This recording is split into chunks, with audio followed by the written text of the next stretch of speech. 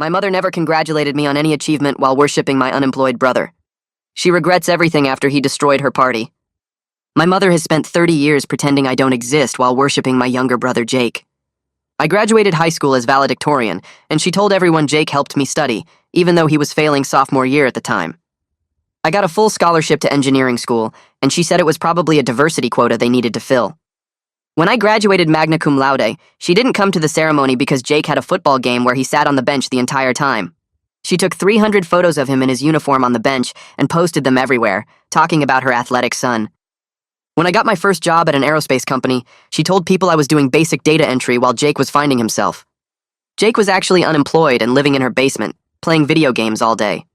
When I designed a component that went into satellites, she said it was probably a team effort where I got lucky to be included. When Jake got a part-time job at a sporting goods store, she threw him a party and made a cake that said, "So proud of my successful son." She'd call Jake every morning to wish him a good day at work. She'd never once called me at my actual career. I bought my first house at 26 and invited her to see it. She walked through once, said it was small, then spent 2 hours talking about how Jake was thinking about maybe looking at apartments someday. When Jake moved into a studio apartment at 30, still partially paid for by her, she hired a professional photographer to document the move and created a photo album called Jake's Independence Journey. On my wedding day, she wore black and told guests she was mourning the loss of her baby boy to some woman, meaning me getting married meant less time for Jake somehow. She gave a speech entirely about Jake's future wedding and how beautiful it would be. My wife was sitting right there in her wedding dress while my mother planned another wedding for her favorite son, who wasn't even dating anyone. When Jake brought home a girlfriend who lasted 3 weeks, my mother had already planned their entire future together, including grandchildren's names. When my wife actually got pregnant, my mother asked if we were sure we were ready for that responsibility. We were 32 with stable careers and a house. Jake was 35, still working retail, still taking money from her, but she said he'd be such a wonderful father someday. My son was born, and my mother visited once, held him for 5 minutes, said he looked nothing like our side of the family, then left to go to Jake's apartment because he was feeling lonely. When Jake's girlfriend's sister had a baby, my mother babysat every week and called herself surrogate grandma.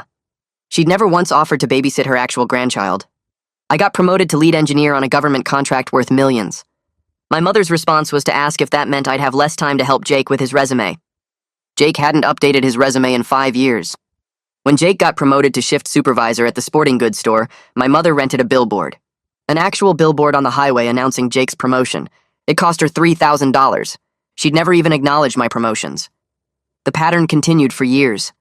I'd achieve something, she'd ignore it or diminish it. Jake would do the bare minimum, she'd throw a parade.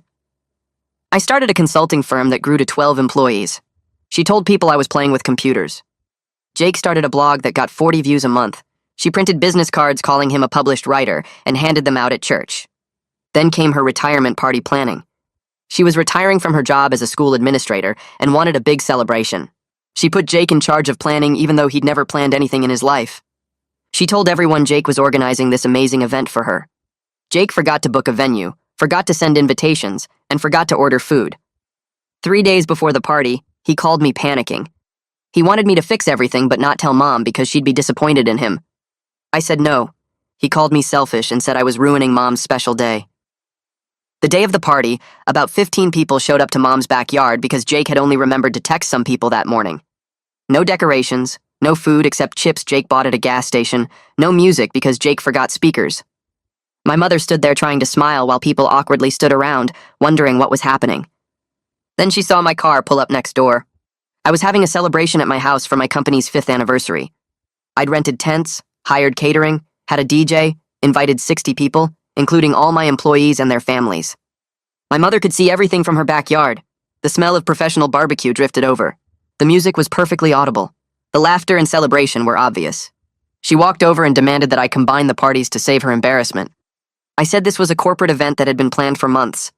She said I'd deliberately scheduled it to upstage her.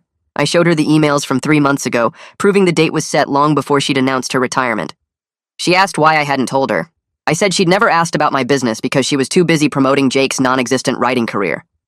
Jake came over and tried to grab food from my catering table, saying it was for Mom's party. I stepped between Jake and the catering table. This was my company event, not his backup plan. He reached around me anyway, trying to grab a plate. I told the catering staff not to serve anyone from next door. Jake's face went red. He said Mom's guests were hungry, and I was being selfish like always. The head caterer looked at me, waiting for direction. I repeated that this was a private corporate event. Jake started yelling about how I always thought I was better than him. His voice carried across both yards. People from my party turned to look. People from Mom's sad gathering in her backyard stopped their awkward standing around to watch. My wife appeared next to me. She told Jake calmly that he needed to leave our property. 3 of my employees moved closer, not threatening, but clearly backing me up. Jake looked around at them and his voice got louder. He said I'd always looked down on him, always had to show off how successful I was. I pointed out that he literally came over here to steal food because he forgot to order any for the party he was supposed to plan. Mom came storming across from her yard. She demanded to know why I was making a scene and embarrassing her in front of everyone. I stayed calm. I told her she was the one making a scene at someone else's event. Her party failed because Jake had weeks to plan it and forgot everything. She ignored that completely. She said I should have offered to help Jake since I was so good at planning things. The irony didn't even register on her face. She just admitted I was good at something while accusing me of not helping enough. My wife pulled out her phone and started recording. Mom kept going, listing all the ways I'd failed to support Jake over the years. How I never helped him with his resume. How I never was invited him to company events. How I focused on my own success instead of lifting up my family. The catering staff and my employees were all watching now. Mom's guests had moved closer to the fence between our yards. Everyone could hear everything. I asked her to name one achievement of mine she'd ever acknowledged. Just one. Right here in front of all these witnesses. She opened her mouth and nothing came out. She looked around at the people watching. She said I'd always been self-sufficient and didn't need her support like Jake did. That was her answer. That I didn't need her. 30 years of dismissing everything I accomplished, and her excuse was that I didn't need recognition. I asked if she understood what she just said. She looked confused. I told her that needing support and deserving recognition were 2 different things. She'd given Jake both while giving me neither. Alyssa Koch walked over from Mom's yard. She was one of Mom's oldest friends, someone who'd been around since I was a kid. She put her hand on Mom's arm gently. She told Mom that maybe she should look at what was actually happening here. The contrast between the 2 events was visible to everyone. My professionally catered celebration with 60 happy guests versus Mom's empty backyard with gas station chips and 15 uncomfortable people. Alyssa said she'd been worried about this dynamic for years, but never knew how to bring it up. Mom jerked her arm away. She accused Alyssa of taking sides against her. Alyssa didn't back down. She said real friends tell hard truths. Several of Mom's other guests were watching from her yard now. They looked uncomfortable. Some were whispering to each other. Mom's voice got shrill. She told Alyssa she didn't need this kind of friend. Alyssa said that was Mom's choice to make, but the favoritism was real, and everyone had seen it for years. Mom turned back to me. She said I was cruel and vindictive. I told her I was done pretending her favoritism didn't exist. I wouldn't be available for family events until she could acknowledge what she'd done. She started crying. She said I was abandoning her during her retirement celebration. I pointed out that Jake was supposed to give her that celebration. He'd failed completely. She'd put him in charge of the one thing that mattered to her, and he'd forgotten everything. That wasn't my fault. Jake jumped back in. He said I'd always been jealous of his relationship with Mom. I actually laughed. I asked him if he genuinely believed that, or if he was just scared of what happened when the safety net disappeared. He looked confused. I told him he was 35 years old and still taking monthly checks from Mom. Still having his car insurance paid, still getting bailed out every time he struggled. He said family was supposed to help each other. I said help was supposed to go both ways. I'd never gotten help. I'd never gotten recognition.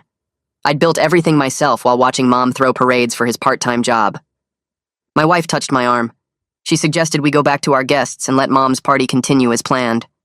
She was right. This wasn't accomplishing anything. We turned and walked back toward our celebration. Behind us, I heard Mom crying. I heard some of her guests trying to comfort her. But I also heard Alyssa's voice clearer than the others, saying that maybe this needed to happen. That sometimes people needed to hear hard truths before they could change. The music from my party started up again.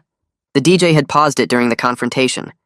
Now the sound of celebration filled the air again, drifting over to Mom's quiet, failed gathering next door. The party kept going behind me. I heard the DJ start the music back up. People laughed and talked like nothing happened. My employees and their families went back to eating and celebrating. But I couldn't shake what just happened. I stood near the catering table watching Mom's yard next door. Her guests were leaving. Most of them looked uncomfortable. They hugged her quickly and walked to their cars. Jake stood by himself near the gas station chip bags. He kept looking over at my party. Mom sat in a lawn chair with her face in her hands. Alyssa sat next to her talking quietly. I felt someone touch my shoulder. Evan stood there holding 2 bottles of water. He handed me one. We walked away from the crowd toward the side of my house where it was quieter. He didn't say anything at first, just stood there looking at Mom's empty yard. Then he told me he was proud of how I handled everything. I started to brush it off, but he stopped me. He said setting boundaries with family was one of the hardest things anyone could do. Most people spent their whole lives avoiding it because confrontation felt worse than the pain of being dismissed. He told me his dad cut off his own brother for 10 years over something similar. His uncle always borrowed money and never paid it back. Always had excuses, always made his dad feel guilty for not helping more. Finally, his dad said no more. The family called him selfish, said he was abandoning his brother.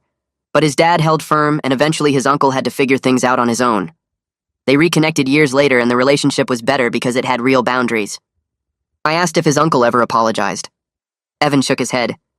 He said some people never apologize, but they do change their behavior when they realize the old patterns don't work anymore. We walked back to the party. My wife found me near the tent. She squeezed my hand and asked if I was okay. I nodded. The party went until almost 8. People thanked me for hosting. My employees talked about how much the company had grown, how proud they were to work there.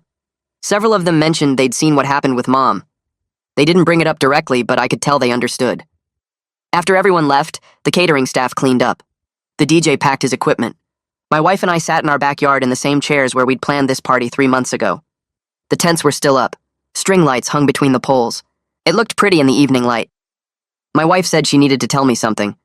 She'd watched Mom dismiss me for 8 years, since before we got married. She'd seen it at family dinners and holidays and birthday parties. She'd watched me try to get Mom's attention with my achievements and watched Mom change the subject to Jake. She'd listened to me make excuses for it, saying Mom was just worried about Jake, saying it didn't bother me that much. But she could see it did bother me. She could see the hurt every time Mom ignored something important I'd done. She said she was relieved I finally said something directly instead of just absorbing it. I told her I didn't know if it would change anything. She said maybe it wouldn't. But at least I'd stopped pretending it was okay. At least I'd named what was happening out loud where other people could hear it. That mattered even if Mom never acknowledged it. We sat there until it got dark. Neither of us mentioned going over to check on Mom. The next morning I woke up to my phone buzzing constantly. 17 text messages. I opened them while still in bed. My wife was in the shower. Most of the messages were from Mom's side of the family. Cousins I barely talked to, Mom's friends from church, all asking what was wrong with me. Why would I embarrass Mom like that on her retirement day? Why would I be so cruel when she'd done so much for me and Jake? One cousin said I should be ashamed. Another said I always thought I was better than everyone. Mom's friend from book club said she was praying for me to find kindness in my heart. I deleted those messages. Then I saw one from Jacqueline, Mom's younger sister. The message said it was about time someone called this out. She asked if I wanted to talk. I texted back yes. She called an hour later. I was in my home office. My wife brought me coffee and closed the door to give me privacy. Jacqueline started by saying she should have said something years ago. She'd watched the favoritism my entire life. She remembered my high school graduation. Mom spent the whole ceremony talking about Jake's upcoming freshman year, about how excited she was for him to start high school, about how she hoped he'd do better than his sophomore slump. Jacqueline sat next to her trying to redirect the conversation to me, to my valedictorian speech. But Mom kept going back to Jake. When I walked across the stage, Mom was looking at her phone. Jacqueline saw it. Mom was texting Jake about what time to pick him up from his friend's house. I didn't remember that detail. I'd blocked out most of that day. Jacqueline said there were dozens of examples like that. My college graduation where Mom left early because Jake had a dentist appointment. My wedding where Mom cried through the whole ceremony but not happy tears. She told Jacqueline she was losing her baby boy. Jacqueline asked which son she meant. Mom said Jake, of course, that he'd be so lonely without his brother around as much. I asked Jacqueline why she never said anything. There was a long pause. Then she admitted Mom got defensive when confronted. Would cut people off completely if they pushed too hard. Jacqueline had tried once years ago to point out the difference in how Mom treated us. Mom didn't talk to her for 6 months, so Jacqueline learned to just avoid the topic. She felt guilty about it, but she didn't want to lose her relationship with her sister. I told her I understood. It wasn't her responsibility to fix Mom's behavior. She thanked me for saying that. Then she said the whole family had enabled this by staying quiet, by pretending not to notice, by making excuses for Mom. She said she was done with that. If Mom asked, Jacqueline would tell her the truth about what she'd observed. 3 days passed. Mom didn't call or text. Jake didn't either. I focused on work. We had a project deadline coming up. But Wednesday afternoon, my phone rang. Jake's name on the screen. I almost didn't answer. Then I did. He asked if I could lend him money. Just for this month. Maybe next month, too. Mom was too upset to help him right now and his rent was due. I sat there stunned. I asked if he seriously thought I'd give him money after everything that happened. He sounded confused. He said family helps family. That's what family does. Mom always said I was good with money, that I knew how to manage finances. So obviously I could help him out. I realized he was completely serious. He genuinely didn't understand why I was angry. He was so deep in the dysfunction that he couldn't see how one-sided this was, how transactional. I'd never asked him for anything. Never gotten anything from Mom. But he expected me to just hand over money because that's what he was used to. People giving him things without question. I told him no. He said he didn't understand why I was being like this. That Mom always said we were supposed to help each other. I hung up without responding. My wife found me sitting on the couch staring at my phone. She asked what happened and I told her about Jake's call. She shook her head and said she wasn't surprised, that he'd been trained his whole life to expect things from me while giving nothing back. 3 days later, my phone rang again. Mom's name on the screen. I almost let it go to voicemail, but something made me answer. She started talking immediately about how she'd been thinking about everything, how she wanted to explain her side. I stopped her and asked if she was calling to apologize or just to make me feel guilty. There was silence. Then she said she didn't know what I wanted her to apologize for, that she'd always loved both her children equally. The words hit me like a slap. I actually had to put the phone down for a moment and just breathe. My wife looked at me concerned, but I held up a hand. I picked the phone back up and told Mom that love and attention are not the same thing, that I could list hundreds of examples of her dismissing my achievements while celebrating Jake's mediocrity. She made a sound like she was about to cry, said I was being dramatic, that I was remembering things wrong because I was upset. My wife stood up and held out her hand for the phone. I gave it to her. She told Mom that she'd witnessed this treatment firsthand for 8 years. That gaslighting me about my own memories was exactly the problem. Mom's voice got sharp. She said she couldn't believe my wife would speak to her that way. My wife started to respond, but the line went dead. Mom had hung up. 2 weeks passed. No calls, no texts, nothing. I threw myself into work and tried not to think about it. Then Jacqueline called. She said Mom was telling everyone I'd turned my wife against the family, that I was poisoning my marriage with lies about favoritism. Jacqueline's voice was firm when she told me not to worry, that she was correcting that story whenever she heard it, explaining what actually happened at the party, what she'd witnessed over the years. I thanked her and she said she should have spoken up sooner, that staying silent had made her part of the problem.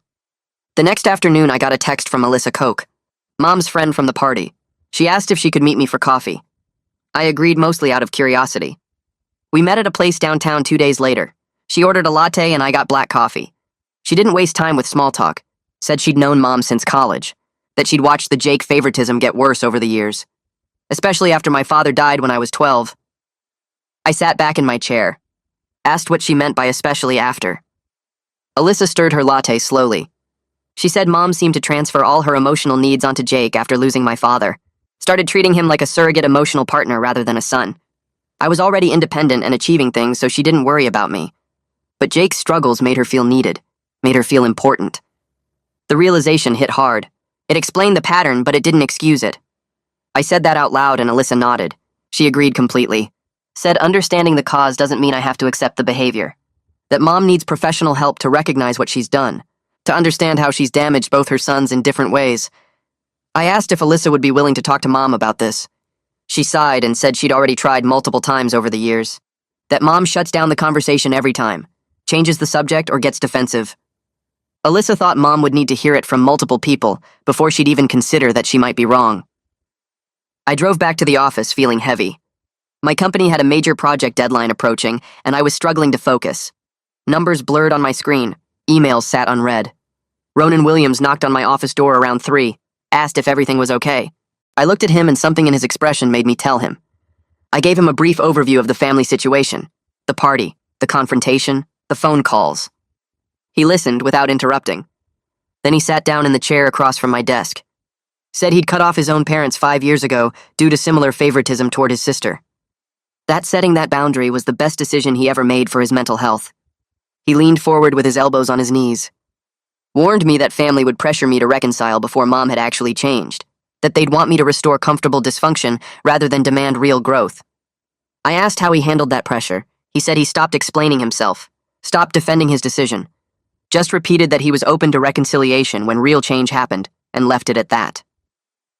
The conversation with Ronan stuck with me as I drove home that evening. His words about family pressure kept playing in my head. I pulled into my driveway and sat there for a minute, staring at the steering wheel. My phone buzzed. A text from an unknown number. I opened it and saw Jake's name at the bottom. He'd gotten my work number from Mom, apparently. The message asked if we could talk. I didn't respond right away. I went inside and found my wife in the kitchen making dinner. She took one look at my face and asked what happened. I told her about Ronan's story and Jake's text. She wiped her hands on a towel and said maybe talking to Jake wasn't a bad idea, but I should set clear boundaries first. I texted back that he could come to my office tomorrow during lunch. He responded immediately with a thumbs-up emoji. The next morning, I got to work early and told the receptionist that my brother might stop by around noon. She looked surprised and said she didn't know I had a brother. I realized Jake had never visited my office in the 5 years since I'd started the company. He'd never seen where I worked or what I actually did all day. Mom had been to the office exactly once for about 10 minutes and spent the whole time on the phone with Jake about his shift schedule. At 11:30, the receptionist buzzed my desk and said Jake was here. I walked out to the lobby and found him standing there looking uncomfortable in jeans and his sporting goods store polo shirt. He'd clearly come straight from work. I led him back to a conference room and closed the door. He sat down and immediately his face crumpled. He started crying before I could even say anything. His shoulders shook and he put his head in his hands. I grabbed a box of tissues from the credenza and pushed it across the table. He took several and wiped his face, but the tears kept coming. He said everything was falling apart. Mom wasn't answering his calls. His rent was due in a week. His car was making a weird noise he couldn't afford to fix. He didn't know what to do. I sat there watching him fall apart and felt this weird mix of feelings. Part of me wanted to help because he was my brother, and he was clearly struggling. But another part of me was angry that he was 35 years old and completely unable to handle basic adult problems. I asked him how much money he made at the store. He told me about $1,400 a month after taxes. I asked about his expenses. He started listing them and I grabbed a notepad to write everything down. Rent was $800. His car payment was $250. Insurance was another $100. Phone bill was $80. He stopped there and looked at me. I asked about food and gas and other basic stuff. He got quiet. Then he admitted that Mom had been giving him money every month to cover those things. I asked how much. He said it varied, but usually around $1,500. I put my pen down and stared at him. That was more than his entire paycheck from the store. He'd been living almost entirely on Mom's money for years. I asked how long this had been going on. He looked at the table and said about 10 years, maybe longer. He'd never really kept track. My mind was spinning. 10 years of $1,500 a month was $180,000. Mom had given him nearly $200,000 while telling everyone I was selfish for not helping him more. I asked if she paid for anything else. He nodded and said she covered his car insurance and phone bill directly. Those were in her name. He'd never had to pay them himself. I leaned back in my chair and tried to process this. Jake had never actually supported himself, not once in his entire adult life. The sporting goods job was basically just something to do during the day. It didn't actually fund his life. Mom did that. I told him he needed to learn to live on what he earned. He looked panicked and said he couldn't. The numbers didn't work. His rent alone was more than half his paycheck. I said then he needed to find a cheaper place or get a better job or both. He started crying again and said he couldn't handle this. I felt my frustration building, but I tried to keep my voice steady. I told him I'd help him figure out a budget and look at his options, but only if he could acknowledge something first. He looked up at me with red eyes. I said he needed to admit that Mom's favoritism was real and that it had been harmful. Not just to me, but to him too. He was 35 and completely unable to function as an independent adult because she'd enabled him his whole life. He started to argue and said Mom just paid more attention to him because I was always busy with my own stuff. He thought I preferred it that way since I never seemed to need help. I stood up and walked to the window. I looked out at the parking lot and took a deep breath. Then I turned around and told him the truth. I was busy because I had to be. Nobody was going to pay my rent or my car payment or my phone bill. I had to build a career and a life completely on my own because there was no safety net for me. He got to coast because Mom treated his problems as more important than my achievements. She threw him parties for getting a part-time job while ignoring my engineering degree. She rented a billboard for his shift supervisor promotion while never acknowledging my government contracts. I asked him if he'd ever once thought about why that might hurt me. He looked genuinely troubled, like this framing had never occurred to him before. He said he just thought I didn't care about that stuff because I was so focused on my career. I sat back down and pulled my chair closer to the table. I told him that I cared deeply. Every time Mom dismissed something I'd worked hard for, it hurt. Every time she celebrated his bare minimum effort while ignoring my actual success, it made me feel invisible. He was quiet for a long time. Then he said he was sorry. He'd never thought about it from my perspective. He'd just been focused on his own struggles and grateful that Mom was there to help. I nodded and said I understood that, but it didn't change the fact that the dynamic was messed up. We spent the next 2 hours going through his finances in detail. I had him pull up his bank statements on his phone. We looked at every expense and every deposit. The pattern was clear. Mom's transfers came in like clockwork on the first of every month. $1,500, sometimes more if he'd mentioned needing something specific. His paychecks from the store barely registered compared to her support. I showed him what his actual income was versus his expenses. The gap was obvious. He couldn't afford his current lifestyle on his own, not even close. I suggested he start by finding a roommate to split rent. He could probably cut his housing cost in half. He looked horrified at the idea of having a roommate at 35, but I pointed out that lots of people his age had roommates. It wasn't shameful, it was practical. He asked what else he could do. I said he needed to look for better paying work. Retail management positions at bigger stores paid more, or he could look into completely different fields. He had a college degree he'd never really used. He'd studied communications and then just never applied it to anything. He said he'd tried looking for other jobs before, but nothing ever worked out. I asked how hard he'd actually tried.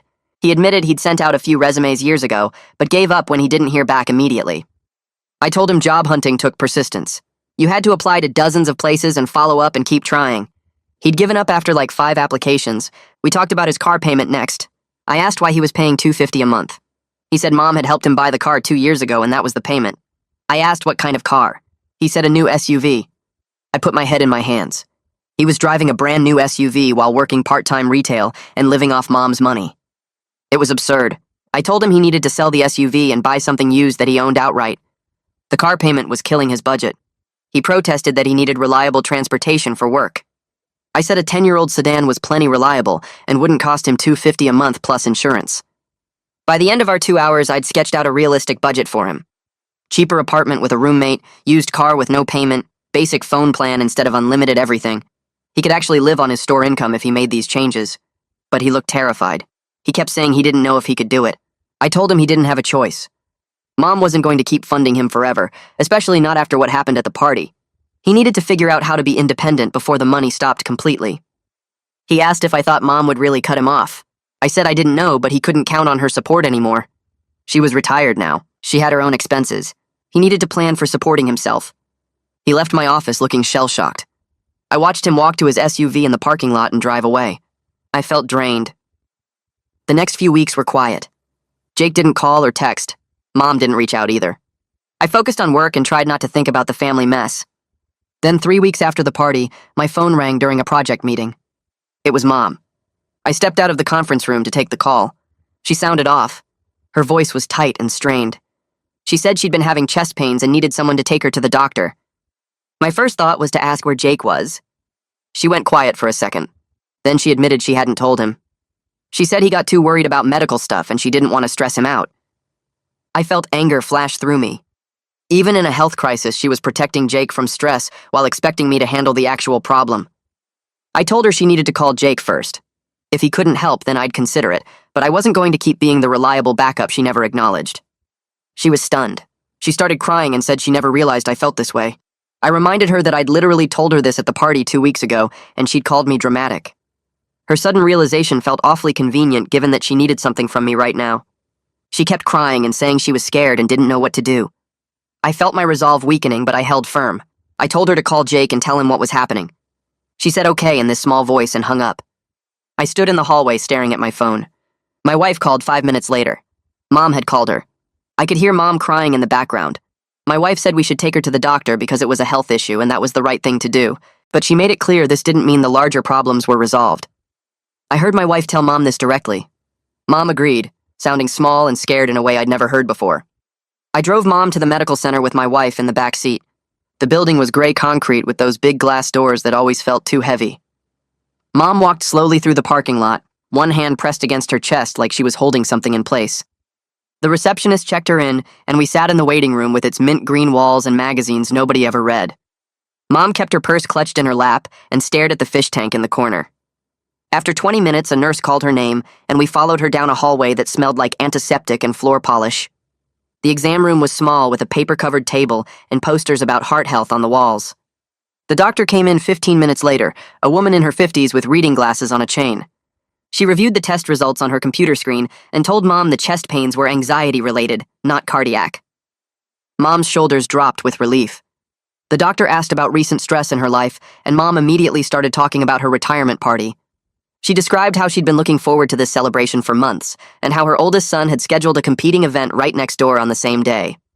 She said I'd rented tents and hired catering and invited dozens of people, all to deliberately upstage her special moment. She said the stress of being humiliated in front of her friends and neighbors had been overwhelming. The doctor nodded and took notes while Mom painted this picture of me as some vindictive son who'd plotted to ruin her retirement. I sat there listening to her rewrite what actually happened and felt my jaw tighten. When Mom paused for breath, I spoke up and corrected the story. I explained that my company event had been planned 3 months in advance with dated emails to prove it. I told the doctor about Jake forgetting to book a venue or order food or send invitations.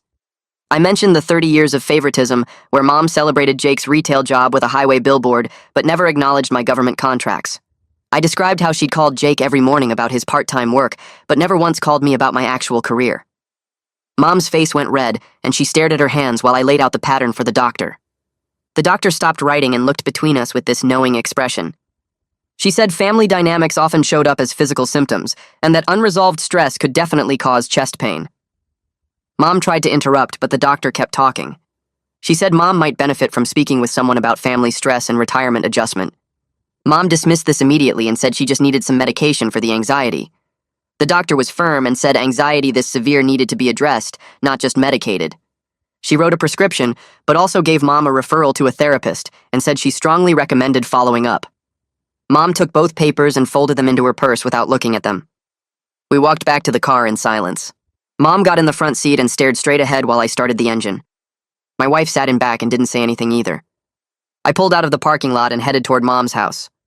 10 minutes into the drive, Mom suddenly asked why I never told her I was unhappy.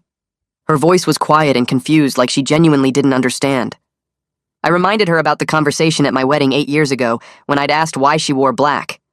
I reminded her about the dinner 3 years ago when I'd brought up how she never acknowledged my promotions. I reminded her about the time 5 years ago when I'd asked why she never wanted to babysit her actual grandchild. Each time I'd tried to bring it up, she'd either changed the subject or told me I was being too sensitive. Mom insisted she didn't remember any of those conversations. She sounded almost panicked about it, like I was making things up. My wife leaned forward from the back seat and said she'd been there for at least 3 of those conversations. She confirmed that Mom had shut down the discussion every single time. She said she'd watched Mom redirect to talking about Jake whenever I tried to express how the favoritism made me feel. Mom went quiet again, and I realized something that made my chest hurt. She genuinely blocked those conversations out because remembering them would mean admitting she'd failed me. It was easier to forget than to face what she'd done. I pulled up to a red light and looked over at her. I told her I loved her, but I couldn't keep having a relationship where my feelings got erased. She needed to actually work on recognizing the favoritism and changing the pattern, not just wait for me to get over being upset. Mom asked what I wanted her to do, and her voice cracked on the last word. I told her to start by calling Jake and telling him about her doctor's appointment instead of hiding it from him. She needed to stop protecting him from reality and treating me like the only competent one while never acknowledging that competence. She needed to stop expecting me to be the reliable backup who fixed everything while Jake got all the celebration for doing nothing. Mom nodded slowly and wiped her eyes with a tissue from her purse. I drove the rest of the way to her house and walked her to the door.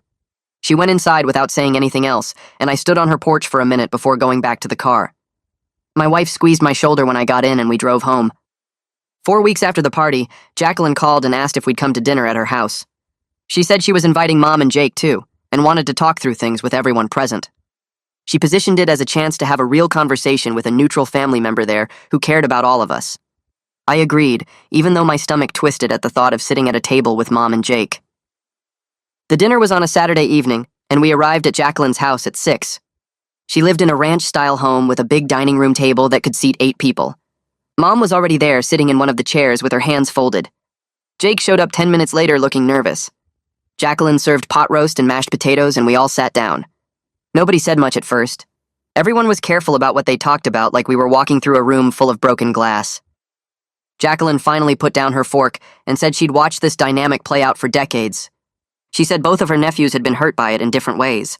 I'd been hurt through constant dismissal, and Jake had been hurt through being enabled into helplessness. Mom's face went tight and she started to argue, but Jacqueline didn't back down. She listed specific examples in this calm, steady voice. The billboard for Jake's shift supervisor promotion versus no acknowledgement of my government contract. The professional photographer for Jake's studio apartment versus the single visit to my first house when I was 26. The album with Jake's studio photos that cost her almost $2,000. The 5-minute hospital visit after my son was born versus the weekly babysitting for a girlfriend's sister's baby. Jake shifted in his chair and his fork scraped against the plate. His face got red, and he looked down at the pot roast like it was the most interesting thing in the room. Jacqueline kept going and listed the billboard on the highway for his shift supervisor job, while my government contract didn't even get a phone call. Jake put his fork down and his hands went flat on the table. He said he didn't ask for any of that stuff. His voice came out quiet and defensive at the same time. Jacqueline looked at him with this gentle expression that somehow made her next words hit harder. She pointed out that he accepted everything without question and never once suggested Mom should acknowledge me equally. Not once in 30 years. Jake didn't have an answer for that, and the silence stretched out until I could hear the clock ticking on Jacqueline's wall. I told Jake I didn't blame him for Mom's behavior because she made those choices on her own. But I did hold him responsible for benefiting from it all this time without ever standing up for me. He could have said something at any point. He could have told Mom it wasn't fair. He could have refused some of the money or the attention or the celebrations. Jake's shoulders slumped, and he admitted he was scared that if he questioned anything, Mom might stop helping him. The words came out barely above a whisper. I nodded because that was exactly the problem at the center of everything. The love was conditional, and Jake knew it deep down, even if he'd never said it out loud before. Mom's love came with strings attached and requirements, and Jake had to keep struggling to keep receiving it, while I had to keep achieving to get nothing. Mom started crying and pulled a tissue from her purse. She said she never meant to hurt me, and her voice broke on the words. She just worried about Jake more because he struggled while I always succeeded at everything. I leaned forward and told her I succeeded because I had no choice in the matter. There was no safety net for me, so I had to build my own stability from nothing. Every achievement she dismissed was something I accomplished alone without help or encouragement or even basic acknowledgement. Jake had cushions everywhere to catch him, but I was walking a tightrope with no net, and she acted like that was easy. Jacqueline asked Mom if she could see how unfair that was. How treating one child's struggles as more important than the other child's achievements created anger and damaged both relationships. Not just mine with Mom, but also mine with Jake. Mom nodded slowly and wiped her eyes with the tissue. Her mascara left dark smudges under her eyes. For the first time, she seemed to actually understand instead of just defending herself or making excuses. She wasn't arguing back or trying to rewrite history. She just sat there nodding and crying. Mom said she was sorry, but it came out hesitant and incomplete, like she was testing the words. I told her I appreciated the apology, but words needed to be backed up by changed behavior over time. Not just this one conversation where she felt cornered by Jacqueline laying out decades of proof. She needed to actually work on treating us differently going forward. Mom nodded again and stared at her plate. Jake surprised everyone by speaking up and saying he wanted to try being actually independent without Mom's monthly money. Mom's head snapped up and she immediately protested that he couldn't afford it. Her voice got loud and panicked. Jake pointed out that this reaction was exactly the problem. She didn't believe he was capable of managing without her. She'd never given him the chance to find out if he could do it on his own. My wife spoke up for the first time since we sat down. She suggested that maybe Jake could benefit from the same kind of budget planning I'd offered him before. She added that our company was actually hiring for an entry-level operations position that paid better than retail. Jake looked interested but also scared, like he was standing at the edge of a cliff. I told him the offer stood if he wanted to apply properly through our normal process. I wouldn't give him special treatment, but I also wouldn't hold the family stuff against him if he was serious about the job. 2 months went by after that dinner, and Jake actually followed through. He showed up at my company office in a button-down shirt I'd never seen him wear before. He filled out an application, and Ronan handled the interview to keep everything professional. I stayed completely out of it, and didn't ask Ronan any questions about how it went. A week later, Ronan told me Jake got the job based on his own merit for the role. He had retail management experience and good references from his current supervisor, even if the job itself wasn't impressive. I called Jake that evening and told him he got the position, but that he'd be held to the same standards as any employee. No special treatment, and no safety net. He thanked me 3 times in a row and his voice shook. Mom called less frequently after that, but when she did call, she asked about my work projects. She wanted to know about the satellite component design I was leading and actually listened to the answers without changing the subject to Jake. It was awkward and clearly took effort for her. She'd pause like she was reminding herself to stay focused on what I was saying, but it was more attention than she'd paid to my career in 30 years, so I tried to appreciate the attempt. Jake struggled during his first month at the company. He showed up late twice in the first week, and Ronan had to have a serious conversation with him about professional expectations. Jake wasn't used to the structure or the accountability. At the sporting goods store, he could get away with things because Mom would call his manager if there were problems. Here, nobody cared about his excuses. Ronan mentored him patiently, though, and explained exactly what was expected and why it mattered. I watched from a distance as my brother experienced real consequences for the first time. He started carrying himself differently after a few weeks. His shoulders were back and he looked people in the eye during meetings. He asked questions when he didn't understand something instead of pretending he knew. The scared look faded and got replaced by something that looked like actual confidence instead of the fake version Mom had been building for him with her constant praise for nothing. 3 months passed and I got an invitation to my son's 4th birthday party that I'd organized weeks before. My wife handled most of the planning while I managed a project deadline at work. We set up the backyard with decorations and a bounce house and ordered a cake shaped like a dinosaur, because that's what he was obsessed with lately. I invited the usual people, including extended family, and sent Mom an invitation not really expecting her to show up based on past history. The party started at 2 in the afternoon, and guests arrived with presents and kids ran around screaming in that way that makes parents tired just watching. Mom's car pulled into the driveway at 2:15, and I watched through the kitchen window as she got out carrying a wrapped box that actually looked like she'd put thought into it instead of grabbing something random at a store. She walked into the backyard, and my son ran up to her yelling about the bounce house, and she knelt down to his level and listened to him explain the entire plot of some dinosaur movie he'd watched 17 times. My wife squeezed my hand as we stood there watching Mom actually engage with our kid instead of doing her usual 5-minute appearance before leaving to check on Jake. She stayed for the whole party and helped serve cake and sang happy birthday and took photos with her grandson that she actually seemed present for instead of distracted. When she left 3 hours later, she hugged me and said she'd had a wonderful time and thanked us for including her. Alyssa showed up at my office 2 days later without calling first. My receptionist looked confused but sent her back to my office, and Alyssa sat down across from my desk, looking like she needed to tell me something important. She said Mom had been seeing a therapist for the past 6 weeks and had been talking about family patterns and the favoritism and how she damaged her relationship with me over decades. Alyssa had encouraged this after the doctor's visit when Mom's anxiety got diagnosed and the doctor suggested therapy. Mom hadn't mentioned any of this to me directly, but Alyssa thought I should know that the changes I'd been seeing weren't just temporary guilt, but actual work Mom was doing to understand her behavior. Alyssa said the therapist was helping Mom see how she'd used Jake to fill the emotional hole left by Dad's death, and how that had hurt both of her sons in different ways. I thanked Alyssa for telling me, and for being the kind of friend who pushed Mom toward help, instead of just enabling the dysfunction like everyone else had done for years. Jake called me on a Thursday evening sounding excited in a way I'd never heard from him before. He'd just gotten his first full paycheck from my company, and after he paid his rent and utilities and groceries and gas, he actually had money left over without needing Mom's monthly supplement. He kept saying he couldn't believe he'd done it, and his voice shook a little like he might cry. He admitted it was scary being actually independent for the first time at 35. But it also felt good in a way the retail job never had because he was building towards something real, instead of just collecting a paycheck while Mom covered the difference.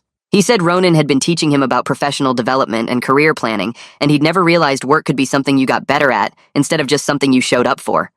I told him I was proud of him and meant it because watching him struggle through real accountability and come out the other side was worth more than any easy success Mom had tried to manufacture for him with her constant praise for nothing. 5 months after the retirement party disaster, my family gathered at Mom's house for a casual dinner that felt different from the start. Mom asked me about a new contract my company had just landed with an aerospace manufacturer and actually listened to my explanation of what the project involved instead of changing the subject to Jake after 30 seconds. Jake talked about a logistics project he was managing at work and the challenges he'd faced coordinating between departments, and Mom asked him follow-up questions that showed she understood he was doing real work. My wife and I exchanged looks across the table that said we were both feeling the same cautious hope about this shift in family dynamic. The relationship wasn't perfect, and probably never would be because you can't undo 30 years of damage with 5 months of therapy and effort. But there was finally room for me to exist in this family, as someone whose achievements mattered, instead of just the capable one who didn't need attention. Mom still favored Jake in small ways and probably always would because those patterns run deep. But she was trying, and that was more than she'd ever done before. Jake was building an actual life instead of floating through retail while Mom paid his bills. And I'd learned that I didn't need Mom's validation to know my worth because I'd built something real without her support. That was enough progress to keep trying.